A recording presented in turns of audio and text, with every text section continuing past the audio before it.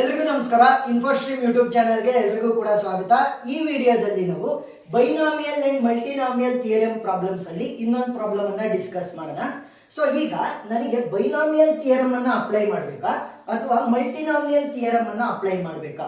So ಈ confusion ಎಲ್ಲರಿಗೂ ಕೂಡ ಇರುತ್ತೆ. ಸೊ ಕ್ವಶನ್ ಅನ್ನ ನೋಡಿದ್ರೆ ಈಸಿಯಾಗಿ ಅರ್ಥ ಆಗ್ತಾ ಹೋಗುತ್ತೆ. ನೋಡಿ, ಡಿಟರ್ಮೈನ್ ದ ಕೋಎಫಿಷಿಯಂಟ್ಸ್, ಸರಿನಾ? ಕೋಎಫಿಷಿಯಂಟ್ಸ್ ಆಫ್ ದಿ ಎಕ್ಸ್ಪ್ರೆಷನ್ ಅಂತ ಕೊಟ್ಟಿದ ತಕ್ಷಣ ಬೈನಾಮಿಯಲ್ ಅಥವಾ ಮಲ್ಟಿನಾಮಿಯಲ್ ಥಿಯರಮ್ ಅಂತ ಗೊತ್ತಾಗ್ಬಿಡ್ಬೇಕು. ನೆಕ್ಸ್ಟ್ ಇವೆರಡರಲ್ಲಿ ಯಾವ್ದನ್ನ ಅಪ್ಲೈ ಮಾಡ್ಬೇಕು ನೋಡಿ. ಬೈನಾಮಿಯಲ್, ಬೈ ಅಂತ ಅಂದ್ರೇನು ಎರಡು. ಸೊ ಎರಡು ವೇರಿಯೇಬಲ್ಗಳು ಇರಬೇಕು, ಸರಿನಾ? ಸೊ ಟೂ ವೇರಿಯೇಬಲ್ಸ್ ಯಾವ್ದಾದ್ರೂ ಆಗಿರ್ಬೋದು, ಎಕ್ಸ್ ವೈ ಇರ್ಬೋದು, ಇಲ್ಲ ಅಂತಂದ್ರೆ ಎ ಬಿ ಇರ್ಬೋದು. ಸೊ ಈ ರೀತಿ ಯಾವ್ದಾದ್ರು ಎರಡು ವೇರಿಯೇಬಲ್ಗಳಿದ್ರೆ ಬೈನಾಮಿಯಲ್ ಥಿಯರಮ್.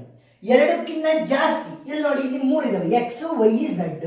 ಸೊ ಇವಾಗ ಏನ್ ಮಾಡ್ಬೇಕು? ಮಲ್ಟಿನಾಮಿಯಲ್ ಥಿಯರಮ್ ಅನ್ನ ಅಪ್ಲೈ ಮಾಡ್ಬೇಕು. ಎರಡೇ ಎರಡು ವೇರಿಯೇಬಲ್ಗಳಿದ್ರೆ ನಮ್ಮ ಎಕ್ಸ್ಪ್ರೆಷನ್ ಅಲ್ಲಿ ನಾವು ಬೈನಾಮಿಯಲ್ ಅನ್ನ ಅಪ್ಲೈ ಮಾಡ್ತೀವಿ. ಏನಾದ್ರೂ ಕೂಡ ಮೂರಿದ್ರೆ ಅಂತಂದ್ರೆ ಅದಕ್ಕಿಂತ ಜಾಸ್ತಿ ಇದ್ರೂ ಕೂಡ ನಾವು ಮಲ್ಟಿನಾಮಿಯಲ್ ಥಿಯರಮ್ ಅನ್ನ ಅಪ್ಲೈ ಮಾಡ್ತೀವಿ. ಮೋಸ್ಟ್ ಆಫ್ ದಿ ಎಕ್ಸಾಮ್ಸ್ ಅಥವಾ ಪ್ರಾಬ್ಲಮ್ಸ್ ಅಲ್ಲಿ ನಿಮ್ಗೆ 3 ಇರ್ತಾವಷ್ಟೇ. ವೇರಿಯೇಬಲ್ಸ್ ಇರೋದ್ರಿಂದ ಮಲ್ಟಿನಾಮಿಯಲ್ ಥಿಯರಮ್ ಅನ್ನ ಅಪ್ಲೈ ಮಾಡಬೇಕು. ಸೊ ಈಗ ಪ್ರಾಬ್ಲಮ್ ಅನ್ನ ಸ್ಟೆಪ್ ಬೈ ಸ್ಟೆಪ್ ಸಾಲ್ವ್ ಮಾಡ್ತಾ ಹೋಗೋಣ. Very easy problem. ಬೈನಾಮಿಯಲ್ ಗಿಂತ ಮಲ್ಟಿನಾಮಿಯಲ್ ಥಿಯರಮ್ ವೆರಿ ಈಸಿ. ಸೊಲ್ಯೂಷನ್: ಕೊಟ್ಟಿರುವಂತಹ ಎಕ್ಸ್ಪ್ರೆಷನ್ ಅನ್ನ ಮಲ್ಟಿನಾಮಿಯಲ್ ಥಿಯರಮ್ ಅನ್ನ ಯೂಸ್ ಮಾಡಿಕೊಂಡು ಜನರಲ್ ಟರ್ಮ್ ಆಗಿ ಬರಿತಾ ಹೋಗೋಣ. ಸೊ ಬರಿಬೇಕು ಯಾವ್ದನ್ನ ಯೂಸ್ ಮಾಡ್ತಾ ಇದೀವಿ ಅಂತ. Using multinomial theorem, multinomial theorem we can write general term as.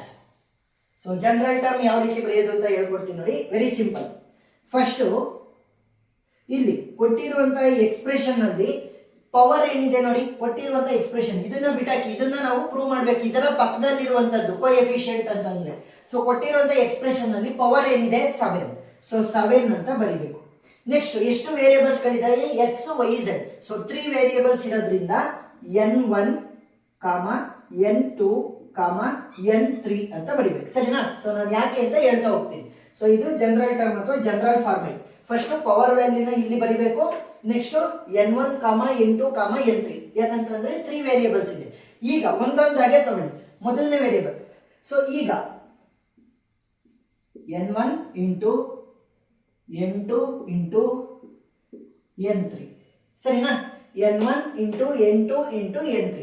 So ಈಗ ಈ ಒಳಗಡೆ ಏನ್ ಬರಿಬೇಕು ಗೊತ್ತಾ? ಮೊದಲನೇದು ಏನಿರೋದು ವೇರಿಯೇಬಲ್ ಮತ್ತೆ ಕೋಎಫಿಷಿಯಂಟ್ ಎರಡನ್ನೂ ಕೂಡ ಸೇರಿಸಿ ಬರಿಬೇಕು.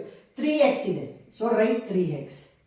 ನೆಕ್ಸ್ಟ್ ಇಲ್ಲೇನಿದೆ? -2y. ಮೈನಸ್ ಇದ್ರೆ ಮೈನಸ್ ಕೂಡ ಸೇರಿಸ್ಕೋಬೇಕು. So -2y. ನೆಕ್ಸ್ಟ್ ಇಲ್ಲೇನಿದೆ? -4z, ಸರಿನಾ?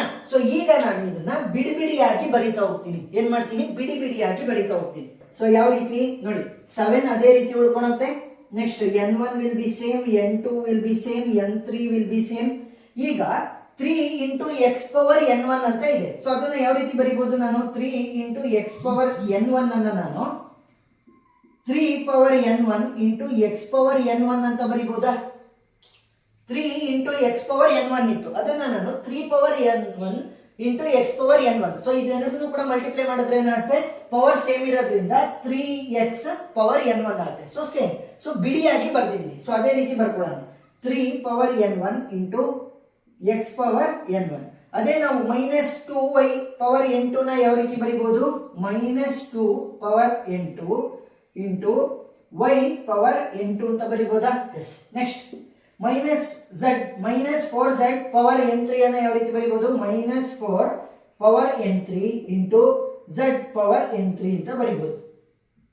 ಸೊ ಈಗ ನೋಡಿ, ನಾವೇನನ್ನ ಫೈಂಡ್ ಔಟ್ ಮಾಡಬೇಕಾಗಿರೋದು coefficient of x2, y2, z power 3. So ಈಗ ಏನ್ ಮಾಡ್ಬೇಕು ಅಂತಂದ್ರೆ ಇದಕ್ಕೆ ನಾವು ಮ್ಯಾಚ್ ಮಾಡ್ತಾ ಹೋಗ್ಬೇಕು. ಸೊ x ಪವರ್ 2 ಆಗ್ಬೇಕು ಅಂತಂದ್ರೆ n1 ವ್ಯಾಲ್ಯೂ ಏನಾಗಿರ್ಬೇಕು? 2 ಆಗಿರ್ಬೇಕು.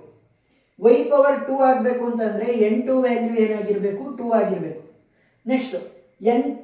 ನೆಕ್ಸ್ಟ್ z ಪವರ್ 3 ಆಗಬೇಕು ಅಂತಂದ್ರೆ n3 ವ್ಯಾಲ್ಯೂ ಏನಾಗಿರ್ಬೇಕು? 3 ಆಗಿರ್ಬೇಕು. n3 will be equal to 3. So ಯಾವುದರ ಕೋಎಫಿಷಿಯಂಟ್ ಫೈಂಡ್ ಔಟ್ ಮಾಡಕ್ ಹೇಳಿರ್ತಾರಲ್ವಾ, ಸೊ ಆ ವ್ಯಾಲ್ಯೂಗಳನ್ನು ಇಲ್ಲಿ ಹಾಕೊಳ್ಳಿ. n ವ್ಯಾಲ್ಯೂಗಳಾಗಿ n1 ಜಾಗಕ್ಕೆ 2, n2 ಜಾಗಕ್ಕೆ 2, n3 ಜಾಗಕ್ಕೆ 3, ಸರಿನಾ? ಲೆಟ್ ಅಂತ ಬರ್ಕೊಂಡು ಸೊ ಸಬ್ಸ್ಟಿಟ್ಯೂಟ್ ಮಾಡಿ. ಸೊ ಇವಾಗ ಇಲ್ಲಿ ಸಬ್ಸ್ಟಿಟ್ಯೂಟ್ ಮಾಡಿದ್ರೆ ವ್ಯಾಲ್ಯೂಗಳು ಏನಾಗ್ತವೆ ನೋಡ್ತಾ ಹೋಗೋಣ. 7 n1 ಜಾಗಕ್ಕೆ 2, ನೆಕ್ಸ್ಟ್ n2 ಜಾಗಕ್ಕೆ 2, ನೆಕ್ಸ್ಟ್ n3 ಜಾಗಕ್ಕೆ 3. ಸೊ ನೆಕ್ಸ್ಟ್ 3 ಪವರ್ n1 ಅಂತ ಅಂದ್ರೆ ಏನು, 3 power 2 into x power n1 ಅಂತ ಅಂದ್ರೆ x power 2 into minus 2 power n2 value ಏನಿದೆ 2 into y power 2 minus 4 power 3 into z power 3. ಯಾಕೆ ನಮ್ಮ n3 ವ್ಯಾಲ್ಯೂ ಇಸ್ 3. ಸೊ ಈಗ ಏನ್ ಮಾಡ್ತೀನಿ ಅಂತಂದ್ರೆ x y z ಒಂದ್ ಸೈಡ್ ಬರ್ಕೊಂತೀನಿ, ಉಳಿದಿರುವಂತ ನಂಬರ್ಗಳನ್ನ ಒಂದ್ ಸೈಡ್ ಬರ್ಕೊಂತೀನಿ. ಸೊ ಯಾಕಂತಂದ್ರೆ ಸಿಂಪ್ಲಿಫೈ ಮಾಡಬೇಕಲ್ಲ, 7 2 2 3 ಅದೇ ರೀತಿ ಉಳ್ಕೊಂತು. ನೆಕ್ಸ್ಟ್ 2 ಪವರ್ 3 ಅಂತ, ನೆಕ್ಸ್ಟ್ 3 ಪವರ್ 2 ಅಂತಂದ್ರೆ ಎಷ್ಟಾಗುತ್ತೆ, 3 3 9 ಆಯಿತು ಇಂಟು ನೆಕ್ಸ್ಟ್ ಮೈನಸ್ 2 ಪವರ್ 2 ಅಂತಂದ್ರೆ ಮೈನಸ್ 2 ಹೋಲ್ ಸ್ಕ್ವೇರ್ ಆದಾಗ ಆಯ್ತಲ್ವಾ. ಸೊ ವ್ಯಾಲ್ಯೂ ಏನಾಗುತ್ತೆ 2 2 4, minus 2 into minus 2, minus into minus plus 2 2 4 into next minus 4 power 3, 4 4 16, 16 4 64. So minus ಅದೇ ರೀತಿ ಉಳ್ಕೊಳುತ್ತೆ, ಮೈನಸ್ 64. ಸೊ ಕ್ಯಾಲ್ಕುಲೇಟರ್ ಅಲ್ಲಿ ಬೇಕಾದ್ರೂ ಕೂಡ ಹಾಕ್ಬೋದು. ಮೈನಸ್ 4 ಪವರ್ 3 ಅಂತಂದ್ರೆ ಎಷ್ಟಾಗುತ್ತೆ, ಮೈನಸ್ 64 ಆಗುತ್ತೆ. ಸೊ ಇವಾಗ ಏನೇನು ಉಳ್ಕೊಂತು, ಎಕ್ಸ್ ಸ್ಕ್ವೇರ್ ಉಳ್ಕೊಂತು, ನೆಕ್ಸ್ಟ್ ವೈ ಸ್ಕ್ವೇರ್ ಉಳ್ಕೊಂತು, ನೆಕ್ಸ್ಟ್ ಝಡ್ ಪವರ್ 3 ಉಳ್ಕೊಂತು. ನೋಡಿ ಇಲ್ಲಿ X square Y square Z power 3 ನಾವು ಕೋಎಫಿಷಿಯಂಟ್ ಅನ್ನ ಫೈಂಡ್ ಔಟ್ ಮಾಡಬೇಕಿತ್ತು. X square Y square Z power 3 ಇದೆ. ಸೊ ಈಗ ಅಷ್ಟನ್ನು ಕೂಡ ಸಿಂಪ್ಲಿಫೈ ಮಾಡಿದ್ರೆ ನಮಗೆ n ವ್ಯಾಲ್ಯೂ ಸಿಗುತ್ತೆ, ಇದರ ಕೋಎಫಿಷಿಯಂಟ್ ವ್ಯಾಲ್ಯೂ ಸಿಗುತ್ತೆ. ಸೊ ಇಲ್ಲಿ ಬರಿತಾ ಹೋಗ್ತೀನಿ ನೋಡಿ, ಸ್ಪೇಸ್ ಇಲ್ಲ ಅದಕ್ಕೋಸ್ಕರ, which will be equal to.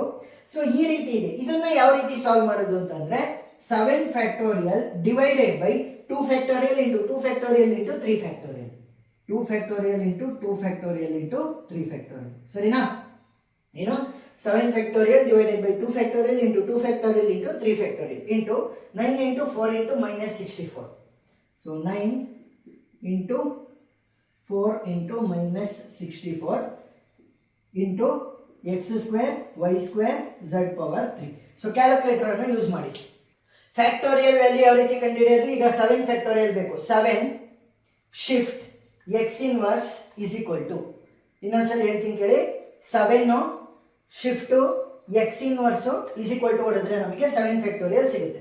So 7 factorial value ಏನು ಬಂದಿದೆ, 5040 divided by 2 factorial into 2 factorial into 3 factorial, 2 shift X inverse into 2 shift X inverse into 3 shift X inverse.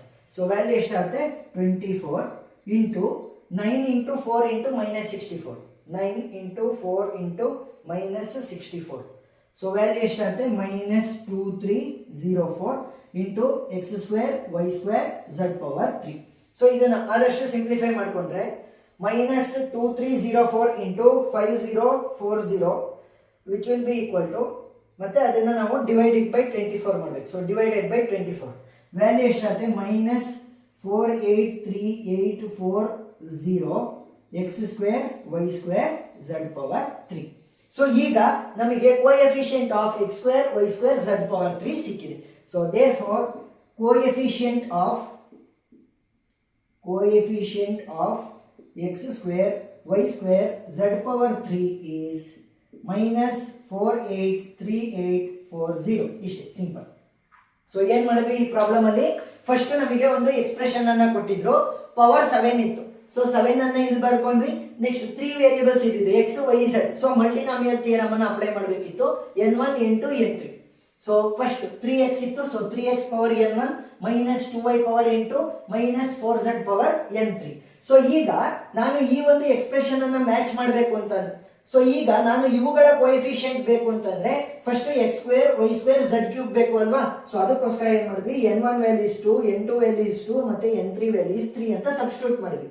So substitute ಮಾಡಿ ಆದಷ್ಟು ಸಿಂಪ್ಲಿಫೈ ಮಾಡ್ಕೊಂಡಾಗ ನಮಗೆ X square Y square Z square, X square Y square Z cube ಅನ್ನ ಒಂದ್ ಕಡೆ ತಳ್ಳಿದ್ವಿ. So ಇವಾಗ ಒಂದ್ ಕಡೆ ತಳ್ಳಿದ್ಮೇಲೆ ಇನ್ನು ಉಳಿದಿದ್ದನ್ನ ನಾವು ಸಿಂಪ್ಲಿಫೈ ಮಾಡ್ಕೊಂಡ್ರೆ ಕೋಎಫಿಷಿಯಂಟ್ ಸಿಕ್ತಿತ್ತು. ನೋಡಿ ಆದಷ್ಟು ಸಿಂಪ್ಲಿಫೈ ಮಾಡಿದ್ವಿ, ಕೋಎಫಿಷಿಯಂಟ್ ಸಿಕ್ತು. ಸೊ ಮಲ್ಟಿನಾಮಿಯಲ್ ಥಿಯರಮ್ ಅಂತಂದ್ರೆ ಇದೇ ಸ್ಟೆಪ್ ಅಲ್ಲಿ ನೀವು ಸಾಲ್ವ್ ಮಾಡಬೇಕು. ಸೊ ಇನ್ನೂ ಎಕ್ಸ್ಟ್ರಾ ಪ್ರಾಬ್ಲಮ್ಗಳನ್ನ ಸಾಲ್ವ್ ಮಾಡಿರ್ತೀನಿ, ಅವು ಪ್ಲೇ ಲಿಸ್ಟ್ ಅಲ್ಲಿ ಇರ್ತವೆ, ನೀವು ನೋಡ್ಬೋದು. ಪ್ಲೇ ಲಿಸ್ಟ್ ಲಿಂಕ್ ಡಿಸ್ಕ್ರಿಪ್ಷನ್ ಅಲ್ಲಿ ಕೊಟ್ಟಿರ್ತೀನಿ. ಏನೇ ಡೌಟ್ ಇದ್ರೂ ಕೂಡ ಕಮೆಂಟ್ ಸೆಕ್ಷನ್ ಅಲ್ಲಿ ತಿಳಿಸಿ, ನಾನು ಕ್ಲಾರಿಫೈ ಮಾಡ್ತೀನಿ. ವಿಡಿಯೋ ಇಷ್ಟ ಆಗಿದ್ರೆ ಸಬ್ಸ್ಕ್ರೈಬ್ ಆಗೋದನ್ನ ಮರಿಬೇಡಿ. Thank you.